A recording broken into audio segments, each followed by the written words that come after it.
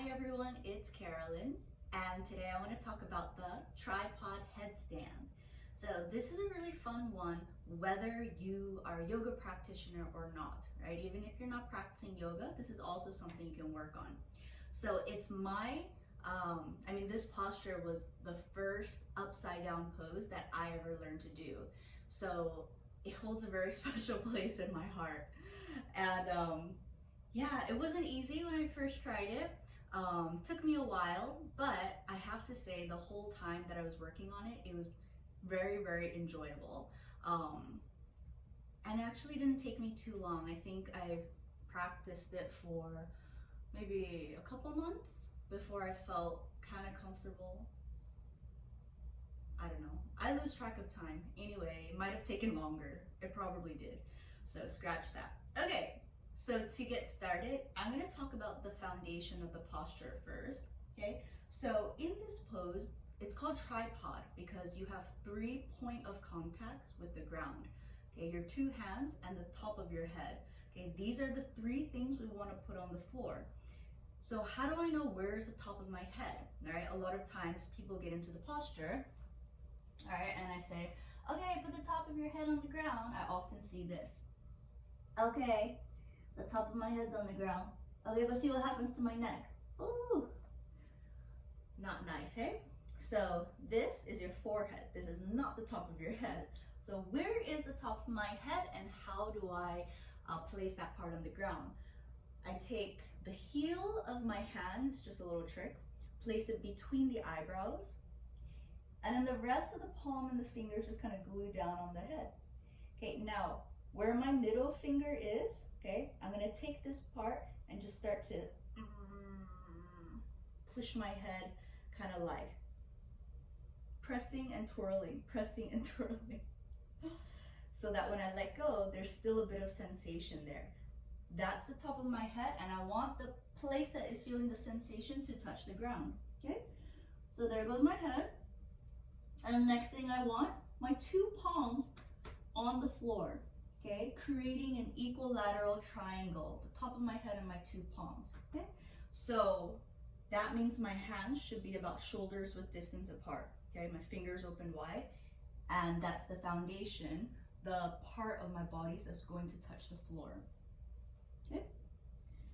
Okay, now from here, I curl my toes onto the ground and I lift my hips. Okay, so my elbows are also going to be shoulders width distance apart. A lot of times when we enter, the elbows start to move out a bit. If that's happening, just bring them back in, squeeze your arms in together, okay, so that they stay shoulders width, okay? Now I'm going to show you a few different ways that you can enter into this posture.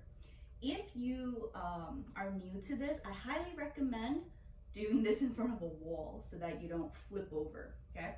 So the first entry that I want to show you, okay, is the one that I used when I first started practicing this posture. Okay, so got my foundation there, curl the toes, I check my elbows, they're not too wide, they're just shoulders width. All right, now from here, I walk my feet forward a bit more. Okay, if you're flexible, the hips can start to stack above the shoulders, okay? I take one knee, place it on top of my tricep, take the other knee on top of the tricep. So while I'm doing this, I'm pressing my palms into the floor and I'm pulling my heels into my butt and my thighs pulling into my belly. So my belly's working, thighs are working, okay? Hip flexors working, and heels pulling in, all right? And I might just stay here, find the balance. Okay, so some people stay here today. If this is okay, you start to see if you can kind of shift the weight of your hips back a bit so that your knees start to come off of your arms, but you're still taking the thighs to the chest. All right, and if that's okay, then you might start to lift the knees, lift the feet. Okay? And you can come down the same way or not. That's really up to you. Okay, so that's one way to do it. Just remember, when you're Anytime you're on your head, right, top of the head on the floor, make sure you're pressing with the hands, okay? So there's less pressure on the neck. Okay, so the next way that you can do it, which I think is the most common way that I see people when they first practice inversion, is kicking up one leg at a time. I'm not a huge fan of this method because the tendency is always to overshoot the leg. Things get out of control and you crash into the wall, okay? So, however, if you do want to take this method, it's fine, but try not to overshoot the top leg, and I'll show you. Okay, foundation's there, da-da-da-da. Walk my feet forward until my hips feel like they're over the shoulders or as much as you can. Okay, just watch out. If your hamstrings are tight and you start to walk your feet forward, a lot of times what happens is like the back gets really, really rounded and gets a little bit funky. Okay, don't let that happen to your back. Make sure you still have space in your spine, especially where the neck is. Okay, all right, now I lift one leg up. Okay, this leg is very active, but I do not want to think about swinging this leg, which is what I see a lot of people do.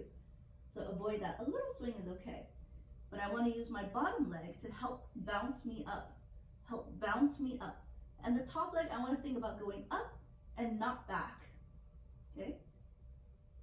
The momentum is going up to the ceiling, not back to the wall, if you're using the wall.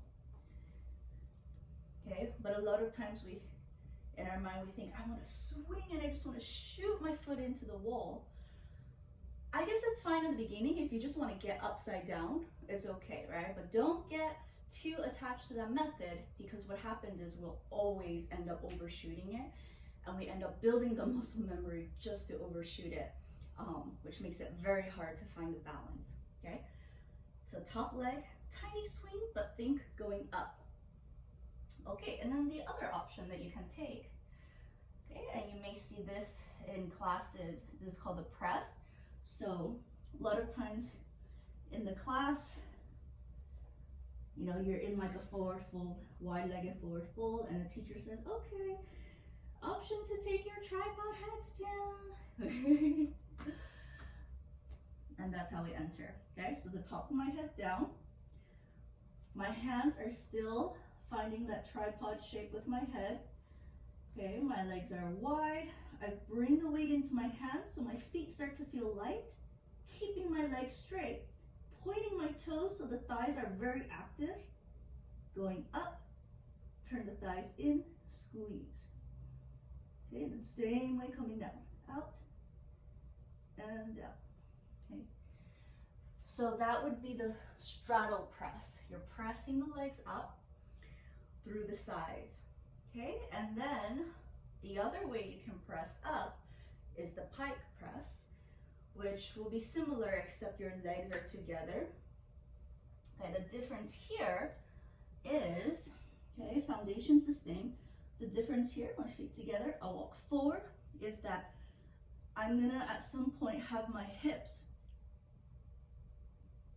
using my hips to counterbalance the weight of my feet. So you see, I'm really like shifting my hips back, back, back. Squeezing my legs together, sending my feet up. And same thing as I come down, squeeze the legs together. So notice here, I start to shift my hips back so that the feet don't just drop.